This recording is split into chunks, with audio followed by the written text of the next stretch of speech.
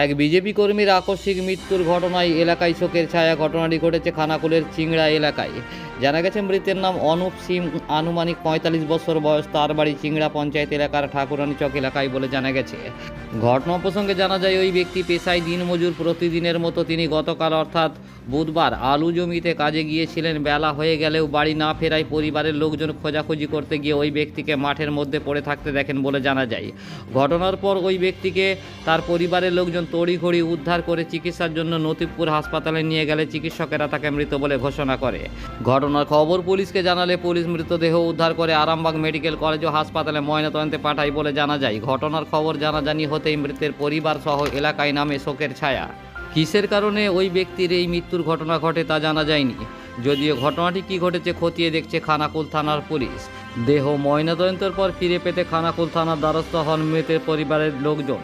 উপস্থিত হন খানাকুল বিধায়ক সুশান্ত ঘোষ ও খানাকুল ২ নম্বর পঞ্চায়েত সমিতির সহকারী সভাপতি অরুণ মহিষ সহ বিজেপির একাধিক নেতাকর্মী সমর্থকেরা। ওই ব্যক্তি চিংড়া পঞ্চায়েত এলাকার বিজেপির সক্রিয় কর্মী ছিলেন বলে জানা যায়। ঘটনা প্রসঙ্গে এদিন খানাকুল বিধায়ক সুশান্ত ঘোষ ও খানাকুল ২ নম্বর পঞ্চায়েত সমিতির সহকারী সভাপতি অরুণ মহিষ কী বললেন বিস্তারিত শোনাবো।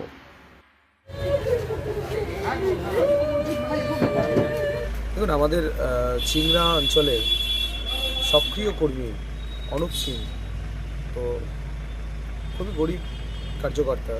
প্রতিদিনের ন্যায় মাঠে উনি কাজ করেন, কাজে গিয়েছিলেন, আলু খোলার কাজ করে।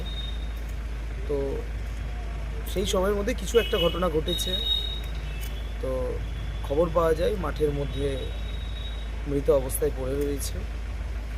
তো আমাদের ওখানের কার্যকর্তা প্লাস হচ্ছে ওনার বাড়ির লোকজন গিয়ে বডিটা উদ্ধার করে নিয়ে আসে। এখন থানায় বডিটা নিয়ে আসা হয়েছে, এখান থেকে পোস্টমর্টম রিপোর্টের জন্য পাঠানো হবে। তো আমরা পুলিশকে বলবো যে পুরো ঘটনাটার তদন্ত করে কি বিষয়টা ঘটেছে, কিভাবে হলো সেটাকে বিষয়টা দেখতে, কি কারণে ছেলেটা মারা গেল।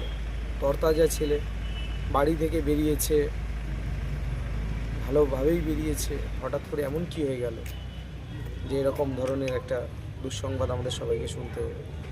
তো বিষয়টা পুলিশ নিশ্চিতভাবে তদন্ত করবে বলেই আমরা আশাবাদী আছি। তো এই বিষয়ে আমি ওসির সাথে কথা বলছি, দেখা যাক। উনি হচ্ছেন দিন মজুর, মানে খাললে সংসার চলে। সেই অবস্থায় যখন যেমন সিজন আসেন সেইভাবে উনি কাজ করতে বেরান। বাড়িতে বলে গেছে যে আমি আলু মাপতে যাচ্ছি, তো আলুর কাজ করতে গেছেন। তো আলুর কাজ করতে গিয়ে তো যত সময়ে যে বাড়িতে আসেন আবার বাড়ি থেকে চলে যান কাজে, কিন্তু সময় মতো না আসার কারণে বাড়িতে খোঁজ খবর নেয় যে কোথায় গেল এখনও কেন ফিরছে না বাড়িতে।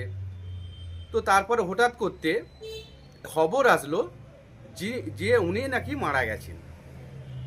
তো অলরেডি বাড়ি থেকে সব পৌঁছে গেছে, ওনার স্ত্রী ছেলে ভাই বাড়ির যাবতীয় লোক পৌঁছে গেছেন, গিয়ে দেখেন পড়ে আছেন।